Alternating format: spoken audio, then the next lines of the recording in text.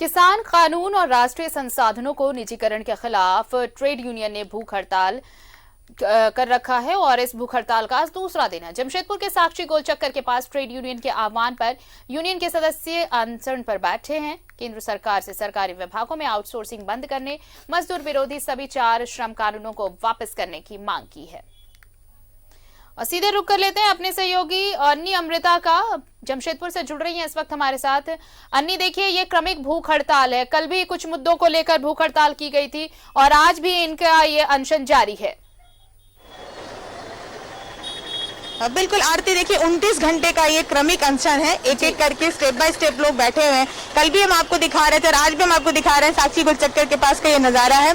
तो यहाँ विभिन्न ट्रेड संगठन के लोग आज भी हैं क्रमिक भूख हड़ताल पर। और आज राकेश्वर पांडे जी खुद मौजूद है, इंटक के जो प्रदेश अध्यक्ष है, तमाम बड़े जो नेता है वो मौजूद है और उनसे हम बात करेंगे इन मुद्दों पर कि क्या जो पॉइंट्स है जिनको लेकर ये सब कुछ किया जा रहा है। सर, कौन कौन से मुद्दे हैं जिनको लेकर ये क्रमिक भूख हड़ताल किया जा रहा है? बुनियादी तौर पर जो मुद्दे हमारे हैं वो सबसे पहले तो जो मजदूरों के लिए जो बने हुए कानून थे, 24 लेबर लॉज थे भारत में, उनको सबको चेंज करके और जो 4 कोड बनाए जा रहे हैं जो मजदूर के हित में नहीं है, उद्योगपतियों के हित में ये कानून में बदलाव लाए जा रहे हैं। क्या ऐसी चीजें हैं सर, कल भी इस पर बात हुई थी, जो बताना चाहेंगे, हम लाइव दिखा रहे हैं कि जिससे मजदूर हित प्रभावित हो?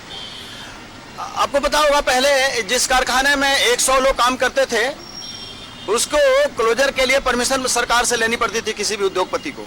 अब 300 तक जहां कर्मचारी काम करें कारखाने में, उसको मालिक अगर चाहे तो क्लोजर कर सकता है, परमिशन लेने की जरूरत नहीं है। और भारत के करीब 75 से 80% कारखाने जो आते हैं वो इस श्रेणी में आते हैं 300 मजदूर के। आप अंदाजा लगा सकते हैं कि विभिन्न कारणों से कंपनियां कभी बहुत मुनाफा कमाती है और कभी कुछ ऐसे में महीने होते हैं जिस समय उनकी कमाई उतनी अच्छी नहीं होती हो, या वो चाहते हैं बैंक के लोन को लेकर के और इसको कंपनी को बंद करके कोई और तरीका ढूंढना और एनपीए में डिक्लेयर कर देना, तो बंद कर सकते हैं। तो इससे बड़ा नुकसान हमारा क्या कोई कर सकता है। जब जमशेदपुर की बात करें, आदित्यपुर की, तो छोटे मजले होते हैं। इंडस्ट्रियल एरिया के तो करीब 95% कारखाने ऐसे जहाँ 300 कर्मचारी काम करते हैं, उससे कम काम करते हैं लोग, तो वो तो कवर हो गए ऑलरेडी। उनको तो जिस दिन चाहिए कारखाना बंद कर लेंगे।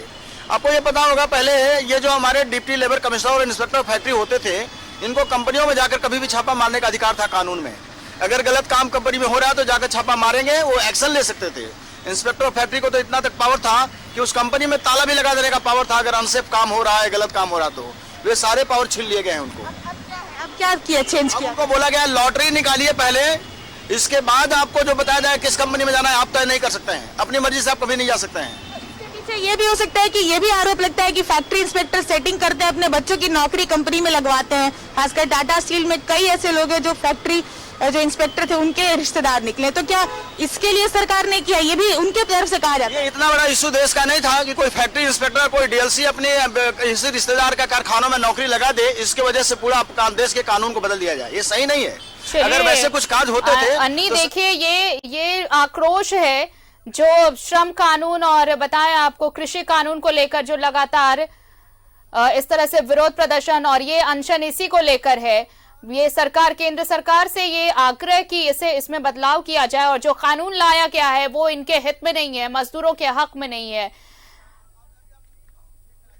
आप नीम स्कीम लेकर आई है सरकार। अब ट्रेनिंग अन्नी, मेरी आवाज अगर आप तक पहुंच रही हो तो आपको मैं ये बता दूं कि हमारे पास समय थोड़ा कम है, नजर बनाए रखिए। और भी तस्वीरें हम अपने दर्शकों को दिखाएंगे। तो ट्रेड यूनियन के भूख हड़ताल की तस्वीर हम आप तक पहुंचा रहे हैं। ये जमशेदपुर की तस्वीर, ये ट्रेड यूनियन के अनशन का दूसरा दिन।